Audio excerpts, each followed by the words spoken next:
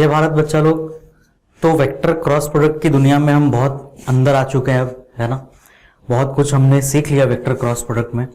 आज हम vector cross product का ज्योमेट्रिकल मीनिंग सीखेंगे ना, कि उसका ज्योमेट्री में हम कैसे यूज कर सकते हैं। आओ, सबसे पहला यूज जो ज्योमेट्रिकल मीनिंग है क्रॉस प्रोडक्ट का, वो एरिया ऑफ ट्राइंगल कैलकुलेट करने के लिए होता है। कैसे एरिया ऑफ ट्राइंगल कैलकुलेट हो सकता है क्रॉस प्रोडक्ट से, ये देखो, है ना। मान लो ये हमारे पास एक वेक्टर है, वेक्टर ए, और हमारे पास एक वेक्टर है, वेक्टर बी।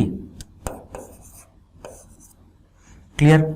और ये जो थीटा एंगल है, इसी को हम क्या कहते हैं, angle between vector A and vector B, है ना, क्योंकि मैंने दोनों को टेल टू टेल बनाया है। ठीक है।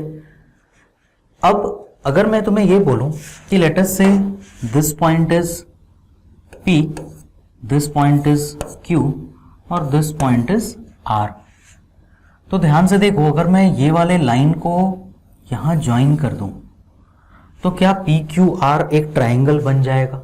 बिल्कुल बन जाएगा। और हमें एरिया ऑफ ट्राइंगल क्या पता है, वो half into base into height होता है ना। तो तुम ध्यान से देखो, अगर मैं इसका यहां से एक परपेंडिकुलर ड्रॉप करूं तो यही मेरा हाइट होगा ना इस ट्राइंगल का। इस पॉइंट को अगर मैं M बोल रहा हूं तो मैं क्या बोल सकता हूं कि एरिया ऑफ ट्राइंगल PQR कितना होगा, हाफ इंटू बेस कितना है QR इंटू हाइट कितना है PM, है ना, half into QR into PM। अब तुम मुझे बताओ QR क्या है। QR वेक्टर A का मैग्नीट्यूड है ना, लेंथ इस वेक्टर A का। तो क्या मैं QR की जगह सिर्फ A लिख सकता हूं, दैट मीन्स वेक्टर A का मैग्नीट्यूड। अब ध्यान से देखो, ये जो PM है, तुम सिर्फ QPM ट्राइंगल को देखो। QPM में QP का लेंथ क्या है, B। तो क्या मैं PM के लेंथ को, है ना, PM के लेंथ को B साइन थीटा लिख सकता हूं? कौन से ट्राइंगल से, QPM, है ना, ये एंगल थीटा है, तो साइन थीटा क्या हो जाएगा, परपेंडिकुलर बाई हाइपोटेन्यूस। तो साइन थीटा की वैल्यू हो जाएगी PM बाई B। तो PM की वैल्यू क्या हो गई, B साइन थीटा, है ना। अब ये तुम्हें बिल्कुल डायरेक्टली करना आना चाहिए। थीटा के साथ में जो साइड रहता है वो कॉस थीटा हो जाएगा, थीटा के ऑपोजिट जो रहता है वो साइन थीटा हो जाता है। क्लियर। तो ये तुम्हारा हाफ इंटू ए। अब PM की जगह मैं क्या लिखूंगा, B साइन थीटा। मतलब ये वैल्यू क्या बन गई मेरी, half AB sine theta, where A is magnitude of vector A, B is magnitude of vector B and theta is angle between vector A and vector B। तो मुझे बताओ, क्या मैं इसको ये लिख सकता हूं, half into vector A cross vector B का मैग्नीट्यूड। A क्रॉस B के मैग्नीट्यूड का फॉर्मूला क्या है, AB साइन थीटा ही तो है। तो ये देखो बन गया तुम्हारा फॉर्मूला एरिया ऑफ ट्राइंगल, किसके टर्म्स में, वेक्टर के टर्म में। अगर तुम्हें ये वेक्टर के फॉर्म में मालूम है और ये B भी वेक्टर के फॉर्म में मालूम है, तो तुम A क्रॉस B करो, उसका मैग्नीट्यूड निकालो और उसको हाफ से मल्टीप्लाई कर दो, तो तुम्हें अपना एरिया ऑफ ट्राइंगल मिल जाएगा। समझ आया? कैसे करना है इसको एग्जांपल से भी हम समझते हैं। आ जाओ। मान लो मुझे ऐसा 3 पॉइंट्स दिया है, P, Q और R, है ना, 1 2 -1। ठीक है। तो चलो हम लोग इसको ड्रॉ करते हैं। ठीक। लेट अस से ये तुम्हारा एक वेक्टर, ये दूसरा वेक्टर, है ना। पॉइंट्स अपना लेबल कर लेते हैं हम। मान लो इसको मैंने P मान लिया, इसको Q मान लिया और इसको R मान लिया। तुम किसी को भी P, किसी को भी Q, कहीं भी PQR लिख सकते हो ना, उससे फर्क नहीं पड़ेगा। और ये लाइन को ऐसे ज्वाइन कर दिया। ठीक है। अब कोऑर्डिनेट्स लिखते हैं। P के कोऑर्डिनेट्स क्या है, 1 -2 1। Q के कोऑर्डिनेट क्या है, Q के कोऑर्डिनेट है 2 3 -1। और R के कोऑर्डिनेट क्या है, 1 2 3। तुम्हें इस ट्राइंगल का एरिया कैलकुलेट करना है फ्रॉम वेक्टर मेथड। ठीक है। तो मुझे क्या चाहिए, मुझे ये वेक्टर और ये वेक्टर चाहिए ना। कौन कौन से वेक्टर चाहिए, इसको मान लो अगर मैं वेक्टर A बोल दूं, किसको, QR को, और QP को मैं बोल दूं वेक्टर P। तो मुझे ये दोनों वेक्टर चाहिए। तो तुम ध्यान से देखो, क्या Q से लेके R तक का ये जो A है एक तरह से डिस्प्लेसमेंट वेक्टर है ना। Q से लेके R तक का ये क्या है, डिस्प्लेसमेंट वेक्टर। मैं उसको डिस्प्लेसमेंट वेक्टर की तरह क्यों कह रहा हूं, क्योंकि तुम देखो तुम्हें Q का भी पोजीशन पता है और R का भी पोजीशन पता है। तो तुम A वेक्टर कैसे निकाल सकते हो, फाइनल पोजीशन माइनस इनिशियल। ये फाइनल क्यों है, क्योंकि एरो इधर है और ये वाला तुम्हारा इनिशियल पोजीशन है।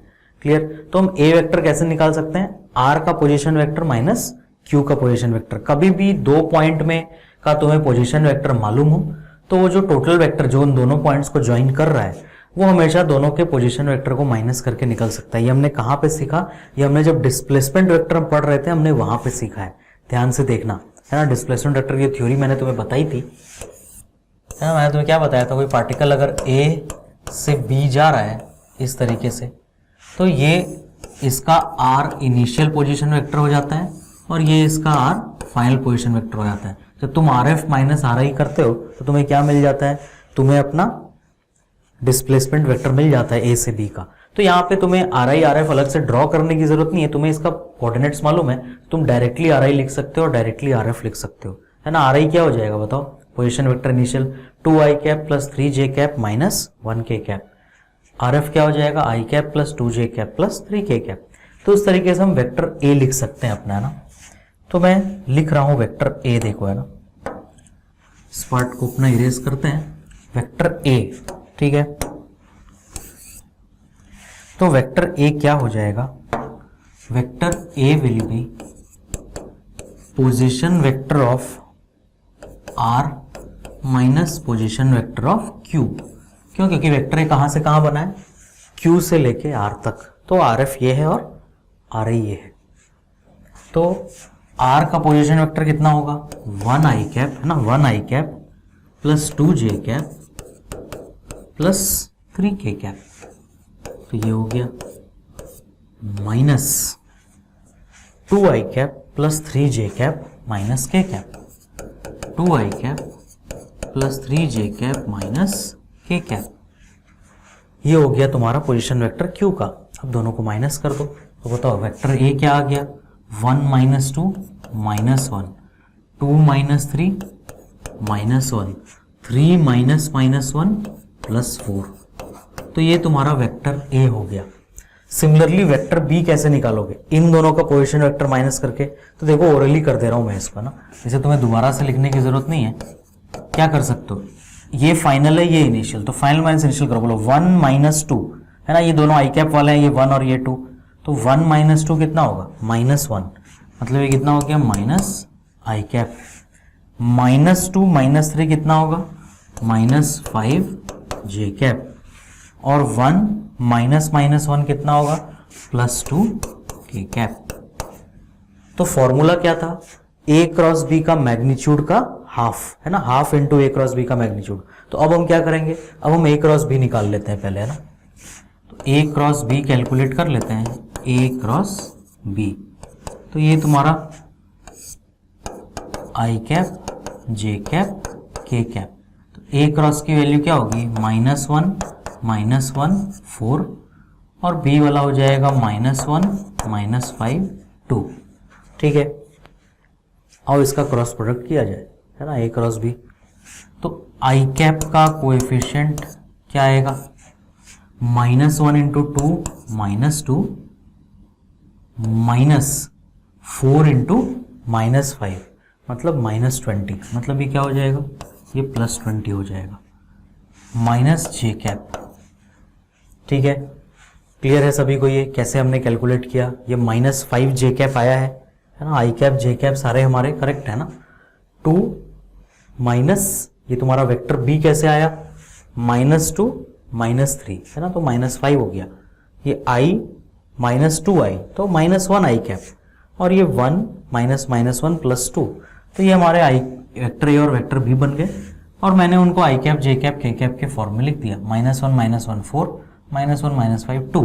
अब मैं मल्टीप्लाई कर रहा हूं, तो जब आई कैप करूंगा तो इसको और इसको छुपा दूंगा, तो ये -2 आएगा और -4 इंटू -5, मतलब -20, तो ये +20 हो गया। फिर जे कैप के आगे माइनस साइन लगता है, वो मैंने लगा दिया। अब इसको छुपा लोगे, क्या करोगे, -1 इंटू टू -2 -4 इंटू -1, तो ये +4 हो जाएगा ना, है ना। 4 इंटू -1 माइनस होगा, बट बीच में एक माइनस लगाया तो वो 4। फिर के कैप प्लस के कैप, के कैप का कोएफिशिएंट क्या होगा, -1 इंटू -5 5 -1 इंटू -1 +1, तो मतलब -1 बचेगा ये। क्लियर सभी को ये? तो ये तुम्हारा के कैप का कोएफिशिएंट हो गया ना ये। तो हमारा वेक्टर ए क्रॉस बी क्या आया टोटल मिला के, vector A cross vector B जो आया वो आया 18 आई कैप, और इधर -2 +4 +2, बट आगे माइनस साइन लगाए तो -2 जे कैप और +4 के कैप। ये तुम्हारा vector A cross vector B आया। तो क्या हम वेक्टर ए क्रॉस बी का मैग्नीट्यूड लिख सकते हैं? बिल्कुल लिख सकते हैं। कैसे लिखोगे ए क्रॉस बी का मैग्नीट्यूड? √ऑफ 18 का स्क्वायर +2 का स्क्वायर +4 का स्क्वायर। तो 18 का स्क्वायर कितना हो जाएगा, 18 का स्क्वायर 324 +4 +16, तो ये हो गया √ऑफ 344। ये क्या आया तुम्हारा, ये ए क्रॉस बी आया, है ना। अब तुम्हें इसको क्या करना है, हाफ करना है। क्लियर? तो हाफ करोगे, एरिया ऑफ ट्राइंगल कितना हो जाएगा, half of A cross B, है ना, half of A cross B, तो मतलब हाफ ऑफ √344। तुम चाहो तो इसको थोड़ा सा सिंप्लीफाई कर सकते हो। अगर तुम देखोगे तो इसको तुम 2 से करोगे तो ये 172 हो जाएगा, और 2 से करोगे तो 86 हो जाएगा। दैट मीन्स ये हाफ इंटू 2√86 है, जिसमें ये 2 हो गए साफ, और वैल्यू क्या बचा ए क्रॉस बी का, हाफ इंटू ए क्रॉस बी का √86। तो ये हमारा आंसर है इस क्वेश्चन का, √86। क्लियर सभी को ये? तो ये एरिया ऑफ ट्राइंगल निकालने का तरीका है फ्रॉम वेक्टर मेथड। ठीक है, वेक्टर मेथड से एरिया ऑफ ट्राइंगल कैसे कैलकुलेट किया जाएगा वो हमने यहाँ पर देखा। क्लियर सभी को ये चीज़? अब और किस किस टाइप के क्वेश्चन हो सकते हैं, ये हमको थोड़ा सा और न्यूमेरिकल प्रैक्टिस करना है। आ जाओ।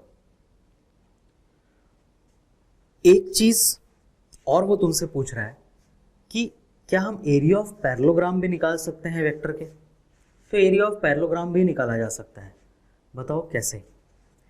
क्या मुझे मालूम है कि एरिया ऑफ पैरेललोग्राम, है ना, एरिया ऑफ पैरेललोग्राम, है ना, ऐसे पैरेललोग्राम वो होता है बेस इंटू हाइट, है ना, बेस इंटू हाइट। तो बेस इंटू हाइट करना है, ट्राइंगल में तुम half into base into height करते हो, पैरेललोग्राम में क्या करोगे तुम, सिर्फ बेस इंटू हाइट, है ना। तो मान लो ये तुम्हारा एक पैरेललोग्राम है। क्लियर? ये वेक्टर ए ले लो इसे, और इसे वेक्टर बी ले लो अगर, और ये इन दोनों के बीच का एंगल। तो तुम ध्यान से देखो, अगर मैं यहाँ से परपेंडिकुलर ड्रॉप करूँगा तो सेम टू सेम फिर वही डायग्राम, है ना। इसका लेंथ हो जाएगा b sin थीटा, और लेबल कर लेते हैं, मान लो ये p है, ये q है, ये r है और ये s है। तो area of parallelogram base into height, मतलब क्या, मतलब इसको मैं, बेस मेरा कितना है QR, है ना, और इस पॉइंट का भी कुछ लेबलिंग कर देते हैं, मान लो ये M है। तो मुझे बताओ ये QR इंटू कितना हो जाएगा, QR इंटू PM। ठीक है, ये जो इंटू है ये क्रॉस प्रोडक्ट वाला इंटू नहीं है ना, वो तुम्हारा जो मैथ्स में फॉर्मूले में इंटू आता है वो बेस इंटू हाइट कर रहा हूँ मैं ना, अभी वो वेक्टर नहीं है, तो उसको सिर्फ मल्टीप्लिकेशन के साइन की तरह देखो। अब QR क्या है, वो वेक्टर ए का मैग्नीट्यूड है, और PM क्या है, वो B sin थीटा है। तो मुझे बताओ AB sin थीटा क्या होता है, क्या AB sin theta vector A cross vector B का मैग्नीट्यूड होता है? तो एरिया ऑफ पैरेललोग्राम का ये फॉर्मूला हो गया, समझ आया? Area of triangle half into A cross B का मैग्नीट्यूड, और एरिया ऑफ पैरेललोग्राम सिर्फ A क्रॉस B का मैग्नीट्यूड। तो मैं सेम अगर तुम्हें इनके कोऑर्डिनेट्स दे दूँ तो तुम एरिया ऑफ पैरेललोग्राम भी कैलकुलेट कर सकते हो। सिर्फ तुम्हें क्या नहीं करना है, लास्ट में उसको हाफ से मल्टीप्लाई नहीं करना है, सीधा ए क्रॉस बी तुम्हारा का मैग्नीट्यूड आंसर हो जाएगा। क्लियर? आगे देखते हैं। अब अगर मैं इस पैरेललोग्राम का ना दो डायगोनल ड्रॉ कर दूं, एक डायगोनल यहां से यहां और एक यहां से यहां, कहां से कहां, मान लो पॉइंट्स ले लो P Q R S। तो पहला डायगोनल D1 मैंने Q से S ड्रॉ किया है और दूसरा डायगोनल D2 मैंने R से P ड्रॉ किया है। तो हम डायगोनल ऑफ पैरेललोग्राम के टर्म्स में एरिया ऑफ पैरेललोग्राम कैसे लिख सकते हैं? अगर मुझे सिर्फ डायगोनल वेक्टर्स पता है, मुझे ए भी नहीं पता, समझ आया? मुझे D1 वेक्टर पता और D2 वेक्टर पता है, तो कैसे लिख सकते हैं? देखो आ जाओ ना, मुझे बताओ, क्या मैं अगर मैं ट्राइंगल PQR में ट्राइंगल ऑफ वेक्टर एडिशन लगाऊं तो क्या मैं ये लिख सकता हूं कि QR वेक्टर मतलब वेक्टर A है ना, तो मैं डायरेक्ट उसी टर्म्स में चलता हूं। चलो, vector A plus vector D2 will be equal to vector B, है ना। अब तुम्हें ट्राइंगल लॉ लगाना बिल्कुल आना चाहिए। Q से R गए, R से P गए, ये सेम होता अगर हम डायरेक्ट Q से P जाते, तो ये ट्राइंगल लॉ किसका हो गया? PQR में। तो इससे तुम्हें एक वेक्टर D2 मिला। क्या मिला vector D2? Vector B minus vector A। अब नेक्स्ट मान लो मैं ट्राइंगल QRS की बात करूं, QRS, तो क्या तुम इसमें QRS में खुद से ट्राइंगल लॉ लिखना की कोशिश कर सकते हो? ये वेक्टर B है, इसको अगर तुम उठा के यहाँ ले आओ तो ये भी वेक्टर B हो जाएगा ना, same to same. Vector B यहाँ से उठा के यहाँ ले आओगे तो क्या तुम QRS में खुद से ट्राइंगल लॉ लिख सकते हो? पहले ट्राई करो, खुद से लिखो। चलो देखो, है ना, बहुत इजी है। ये वेक्टर A हो गया plus vector B will be equal to vector D1, है ना। Q से R गए, R से S गए, सेम होता अगर हम डायरेक्ट Q से S चल जाते। तो यहाँ से तुम्हें वेक्टर D1 भी मिल गया। वेक्टर D1 की वैल्यू क्या मिली? Vector A plus vector B, है ना। और वेक्टर D2 क्या मिला तुम्हें? B minus A। क्लियर? तुम ध्यान से देखो, अगर मैं D1 क्रॉस D2 कर रहा हूँ तो क्या होता है ना। तुम्हें क्या करना पड़ेगा? तुम्हें A plus B cross B minus A करना पड़ेगा। ठीक है, अब हम ब्रैकेट ओपन करेंगे ना डिस्ट्रीब्यूटिव लॉ के हिसाब से। ठीक है, तो ये क्या क्या टर्म्स आएगा? पहला टर्म आएगा A cross B minus A cross A, है ना। अभी मैंने A को मल्टीप्लाई कर दिया इन दोनों से, अब B को करूँगा plus B cross B minus B cross A। आया? अब ध्यान से देखो, A क्रॉस A 0 होगा, B क्रॉस B 0 होगा। वेक्टर की प्रॉपर्टीज रिवाइज करो, है ना, क्रॉस प्रोडक्ट की प्रॉपर्टीज। क्यों 0 होगा खुद से सोचना। A cross A 0, B cross B 0, तो क्या बचा मेरे पास? A cross B minus B cross A, सिर्फ यही बचा। A क्रॉस A भी 0 हो गया और B क्रॉस B भी 0 हो गया। ठीक है, तो ये बचा मेरे पास, है ना। अब क्या करें? क्या ये भी कैंसिल होकर 0 हो जाएंगे क्या? फिर वेक्टर की प्रॉपर्टी काम आएगी? नहीं होंगे। याद करो, A क्रॉस B और B क्रॉस A सेम नहीं होते हैं। ये दोनों सेम होते तब तो माइनस होकर 0 होते। हमने क्या पढ़ा है? B क्रॉस A क्या होता है? वो minus of A cross B होता है। तो मैं क्या कर सकता हूँ, मैं इस A क्रॉस B को ऐसा ही छोड़ रहा हूँ और इस B क्रॉस A को मैं क्या लिख सकता हूँ? सिर्फ B क्रॉस A को। ये तो माइनस जो पहले से था, इसको मैं minus of A cross B लिखूंगा ना, है ना, क्योंकि B cross A minus of A cross B होता है, डायरेक्शन एग्जैक्टली ऑपोजिट आता है। अब बताओ, ये माइनस माइनस हट के क्या हो जाएगा? प्लस हो जाएगा। तो ये क्या बना? ये बना 2 टाइम्स A क्रॉस B। बोलिए 2 टाइम्स A क्रॉस B बन गया ना, मतलब D1 क्रॉस D2 करोगे तो 2 टाइम्स A क्रॉस B बनेगा। अच्छा, इससे एरिया का क्या रिलेशन? एरिया का ये रिलेशन कि अगर तुम इस 2 को इधर ले आओ तो ये क्या हो जाएगा? Half into D1 cross D2, है ना, D1 क्रॉस D2 ये किसके इक्वल हो जाएगा, ए क्रॉस बी के। अब मुझे बताओ ए क्रॉस बी का मैग्नीट्यूड क्या था, एरिया ऑफ पैरेललोग्राम था ना, ए क्रॉस बी पिछले वाले पेज में हमने प्रूफ किया। तो मुझे बताओ RHS का मैग्नीट्यूड ले लूँ मैं तो LHS का भी मैग्नीट्यूड ले लूँगा, तो सिंपल फॉर्मूला बन गया ना कि एरिया ऑफ पैरेललोग्राम क्या हो जाएगा, half into D1 cross D2 का मैग्नीट्यूड। समझ आया, D1 क्रॉस D2 करोगे फिर उसका मैग्नीट्यूड कैलकुलेट करोगे। ये तुम्हारा एरिया ऑफ पैरेललोग्राम हो गया in terms of diagonals. Clear सभी को ये चीज़। तो ये हमने ये देखा कि ज्योमेट्री में क्रॉस प्रोडक्ट का क्या फ़ायदा है ना, ज्योमेट्री में क्रॉस प्रोडक्ट का क्या फ़ायदा है। तुम जब क्रॉस प्रोडक्ट कर रहे हो तो एक्चुअल में हो क्या रहा है ना, पीछे वाले पेज में थोड़ा हम इसको इजीली समझ सकते हैं। जब तुम क्रॉस प्रोडक्ट करते हो ए क्रॉस बी तो एक वेक्टर लेते हो और तुम बी का क्या कर रहे हो, ये परपेंडिकुलर ड्रॉ कर रहे हो पहले वाले वेक्टर के ऊपर, है ना। इसका मतलब अगर तुम b का परपेंडिकुलर कंपोनेंट ले लो, तुम ध्यान से देखो, अगर मैं b का परपेंडिकुलर कंपोनेंट सही से बनाता तो ये वाला ही कंपोनेंट ड्रॉ होता ना ऐसे, b साइन थीटा। परपेंडिकुलर मतलब किससे परपेंडिकुलर, a से। और अगर मैं अलोंग वाला बनाता तो ये वेक्टर ड्रॉ होता और ये कौन सा वेक्टर है, b कॉस थीटा। तो तुम याद करो डॉट प्रोडक्ट में a into B cos theta होता था, तो तुम a को किससे मल्टीप्लाई करते थे, b के उस कंपोनेंट से जो a के डायरेक्शन में है। लेकिन क्रॉस प्रोडक्ट में हम क्या कर रहे हैं, हम a को उससे मल्टीप्लाई कर रहे हैं किससे, b के उस कंपोनेंट से जो a से परपेंडिकुलर है ना। समझ आया। तो इस पॉइंट को भी तुम अपने वर्ड्स में लिखोगे क्या, कि a cross b is equal to A B sine theta जो होता है वो क्या है ना। इसको साइड में इंपॉर्टेंट नोट की तरह लिखोगे।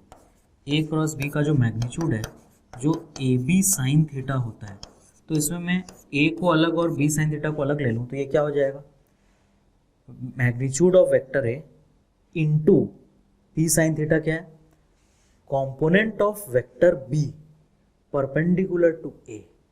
लिख सकते हो इसे, है ना, magnitude of vector A multiplied by component of b perpendicular to a। Dot में क्या करते थे तुम, component of b along a करते थे, है ना, या इन डायरेक्शन ऑफ a, यहाँ पे परपेंडिकुलर टू a। क्लियर। तुम देखोगे जब हम आगे एक चैप्टर में जाएंगे रोटेशनल मोशन में, तो उसमें तुम एक टर्म पढ़ोगे टॉर्क, है ना, इसका नाम मैंने पहले भी लिया है। उसमें ये बहुत इंपॉर्टेंट कॉन्सेप्ट होगा, ये परपेंडिकुलर कंपोनेंट है ना। क्लियर। और वहाँ पे ये सेम चीज़ तुम्हें ये दोबारा पढ़ने की जरूरत नहीं पड़ेगी, तुम्हें ऐसा लगेगा कि ये सब कुछ तो हमने पहले ही पढ़ लिया है।